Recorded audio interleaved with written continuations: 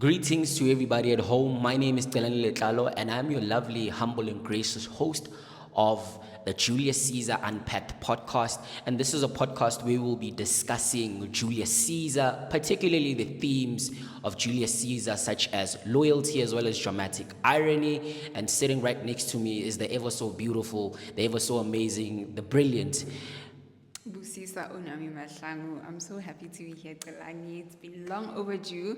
I want us to unpack about Julius Caesar. I want us to talk about the loyalty and how, the themes of loyalty and dramatic irony link to modern day politics in South Africa. So you make a very important point because loyalty is a very significant theme of the play, because when we come across characters like Portia, for example, she strikes me as a very laid back, very calm, and very caring woman that is always trying to help.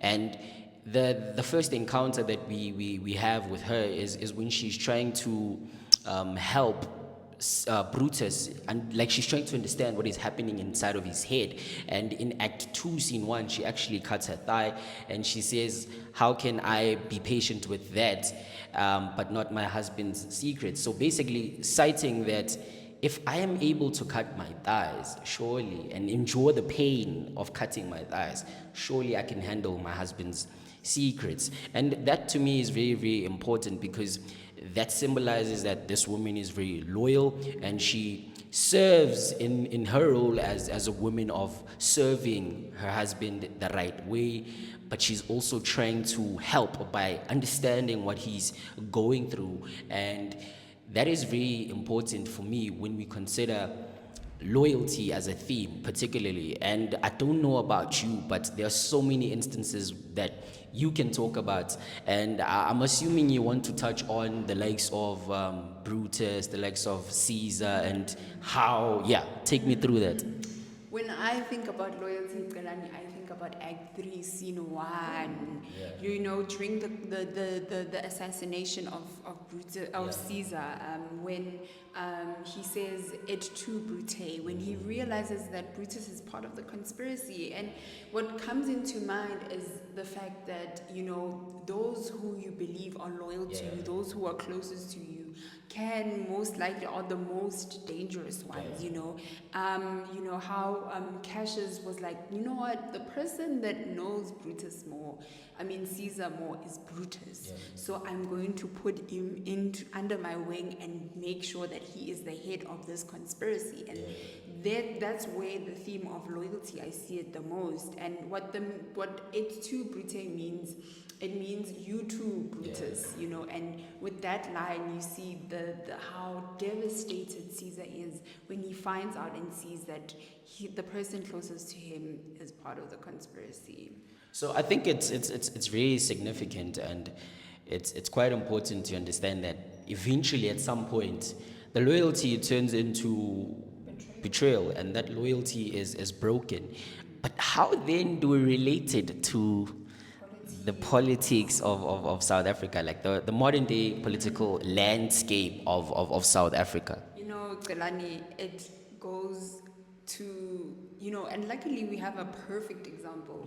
We had elections last year, and KZN, MK, and how Jacob Zuma got such a huge number of support. His loyal fans in KZN voted for him.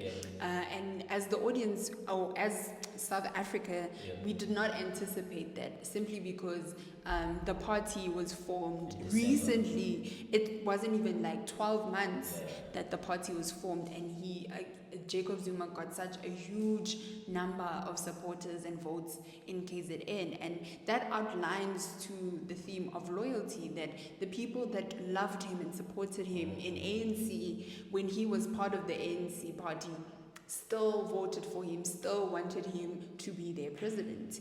Loyalty is a very significant part, like I had said earlier, and the MK is a brilliant example, because they had less than a year to prepare, and in the same breath, the ties of loyalty, especially in the context of South African politics, were then broken when we discuss a political party such as the EFF, where we now have the likes of Floyd Shibambu, who subsequently left the EFF and joined the MK, and also we had Busisa Ndlozi being accused of being a conspirator in a sense, because this is a man who stayed within the EFF after the two guys had left. So you may actually argue that Julius Malema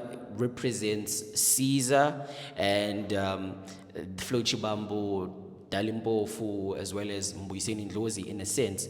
In the case of Mbuyiseni Ndlozi, he has come out in public to say that he was not a conspirator. He didn't really want to get involved because it was Flo Chibambo's responsibility to tell the commander-in-chief that he's going to leave. But what also led to, like in the context, when you relate it to the play, you discover that Julius Malema then started not trusting anyone, because the ones that were loyal to him betrayed him in a sense, because they started joining a party that they were against, and a man that they are against, because there are many instances where you can just go back in memory lane and just see that how the EFF was always anti-Zuma. Now, Those closest to you, Celani. Like I said, it's those closest to you that are most likely to betray those that know you the most. but I think that example also ties in with dramatic irony, because, I mean, come on, no one expected the likes or the intelligence of Floyd Chibambo to be tied with the likes of Jacob Zuma, especially at that level where he now serves as the Secretary General of the MK party. It was really, really shocking, very, very shocking. But I now want to actually touch on dramatic irony in the context of the play as a theme. You know, Delani, when we think about dramatic irony, we did not anticipate it to be a theme because it's a literary device. We did not anticipate that. But this is English. Sure. Anything can happen. Anything can be a theme, right? Dramatic irony is...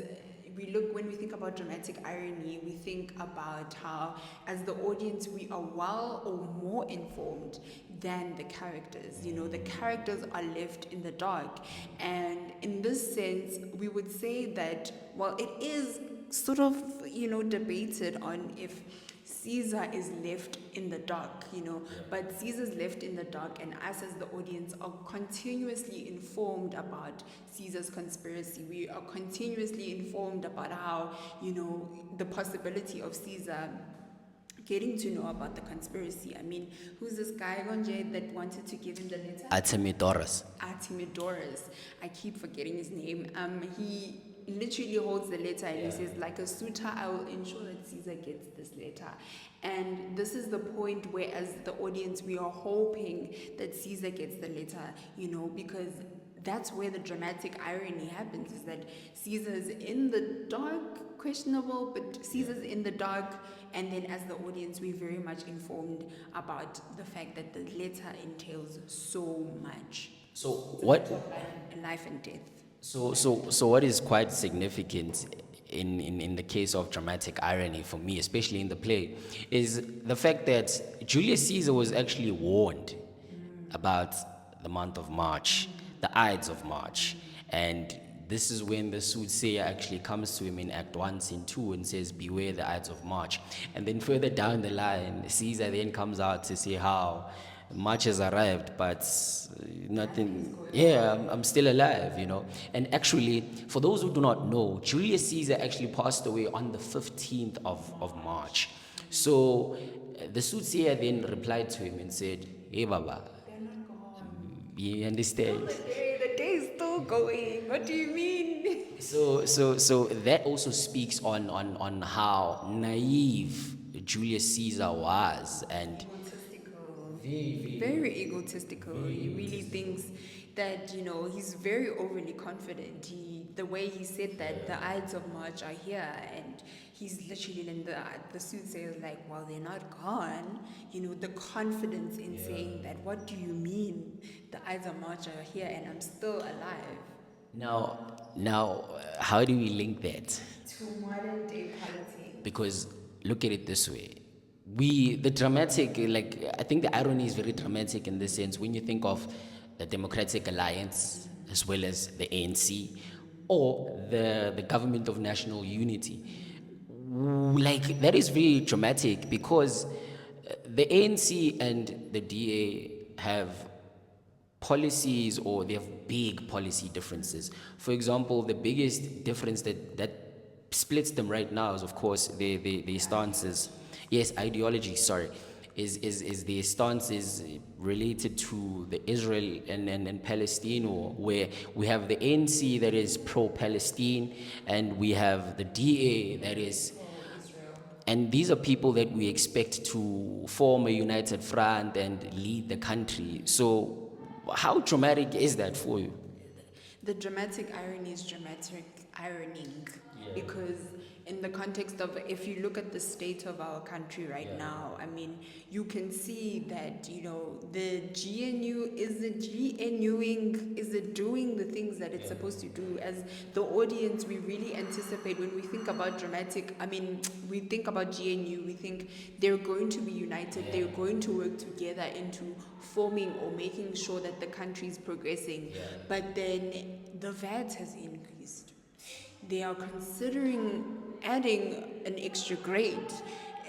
There's a lot of back and forth. So that my comment is, you know, that basically. What do you think? And the fact that they don't agree on policies or acts that are really important, like the NHI bill, for example. The DA is strongly opposed against the NHI bill, the Bella bill. They're really totally opposed to that. So that's very interesting that these are two people that don't really agree with each other, but they are working together. But the irony is that if we were to sit back as the viewers, we can actually assume that the GNU is likely to fail because of these stumbling blocks along the way, and we do not expect them to actually reach the 5 years. But that's it from me. I don't know if there's anything you want to add. My conclusion is that we've seen that the themes that we've presented make a major contribution in understanding the context of the play, you know, and also we were properly able to establish, you know, how that can be linked to modern day politics, and, you know, the characters, also the character flows, the character defects make a major contribution towards the themes. Thank you so much for tuning in. Like I had said earlier, this is our first and last episode. I hope you enjoyed this episode just as much as we enjoyed recording it. So please kindly like, share, subscribe, comment, and do whatever is necessary to ensure that this reaches a lot of people.